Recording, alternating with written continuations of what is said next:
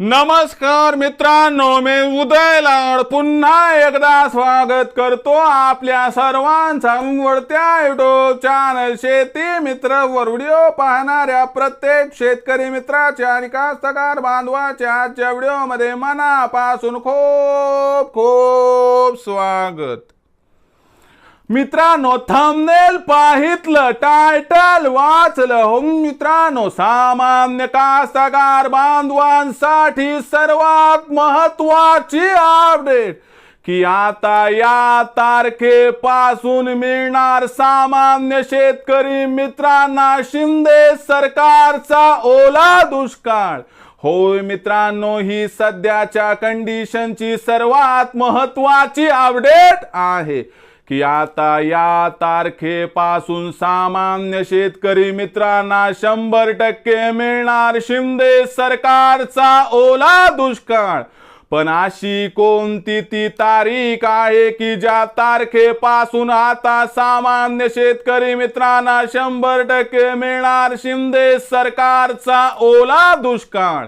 या प्रश्नाचा अचूक उत्तर जाणून घेण्यासाठी आपण सर्वांनी हा व्हिडिओ आता सुरुवातीपासून या ठिकाणी शेवटपर्यंत पाहावा। व्हिडिओ शेवटपर्यंत पाहत असताना जर हा व्हिडिओ आपल्या सर्वांना मनापासून आवडला तर जरूर या व्हिडिओला या ठिकाणी एक लाईक करा। जास्तीत जास्त कास्तकार बांधवांपर्यंत हा व्हिडिओ पाठविण्यासाठी जरूर या व्हिडिओला या ठिकाणी शेअर करा। सबस्क्राइब करून जरूर नोटिफिकेशन बेलला ऑल करा, यामुळे येणारा प्रत्येक व्हिडिओ हा आपल्या सर्वांना या ठिकाणी सतत मिळत राहतो। तर बघा मित्रांनो, सामान्य कास्तकार बांधवांसाठी सर्वात महत्त्वाची अपडेट की आता या तारखेपासून सामान्य शेतकरी मित्रांना 100% मिळणार शिंदे सरकारचा ओला दुष्काळ।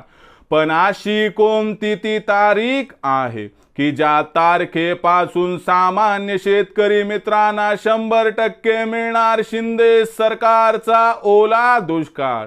शिंदे सरकारचा ओला दुष्काळ मिळवण्यासाठी कोणकोणत्या कागदपत्रांची पूर्तता करावी लागणार आहे? शिंदे सरकारचा ओला दुष्काळ हेक्टरी किती मिळणार आहे आणि कोणत्या सामान्य शेतकरी मित्रांना या ठिकाणी शिंदे सरकारचा ओला दुष्काळ मिळणार आहे? या प्रत्येक प्रश्नाचं आता या ठिकाणी उत्तर घेऊया। बघा मित्रांनो, सध्याच्या कंडिशनची ही सर्वात महत्त्वाची अपडेट आहे की आता सामान्य शेतकरी मित्रांना 100% मिळणार या ठिकाणी शिंदे सरकारचा ओला दुष्काळ। पण हा ओला दुष्काळ कधी मिळणार, किती मिळणार, कसा मिळणार, या प्रश्नांची आता घेऊया सविस्तर उत्तरे। तर बघा मित्रांनो, मागच्या काही दिवसांपूर्वीचं चित्र आठवा। 1 आणि 2 सप्टेंबरच्या दरम्यान मराठवाडा, विदर्भ, खानदेश आणि मध्य महाराष्ट्रातील काही भाग या ठिकाणी अतिवृष्टी झाली। सामान्य कास्तकार बांधवांचं अतोनात नुकसान झालं। काही कास्तकार बांधवांचं तर मित्रांनो एवढं नुकसान झालं की पीक तर सोडा, जमीन सुद्धा खरडून गेली। अशा परिस्थितीमध्ये हा हवालदिल झालेला कास्तकार बांधव होता, तो फार अडचणीत होता। म्हणून तळागाळातून या ठिकाणी ओला दुष्काळ जाहीर करावा या पद्धतीची विनंती सरकार मार्फत पोहोचत होती आणि सरकारने देखील सकारात्मक पवित्रा घेत असताना सामान्य कास्तकार बांधवांसाठी ओला दुष्काळ देण्यासाठी अनुकूलता दर्शवली।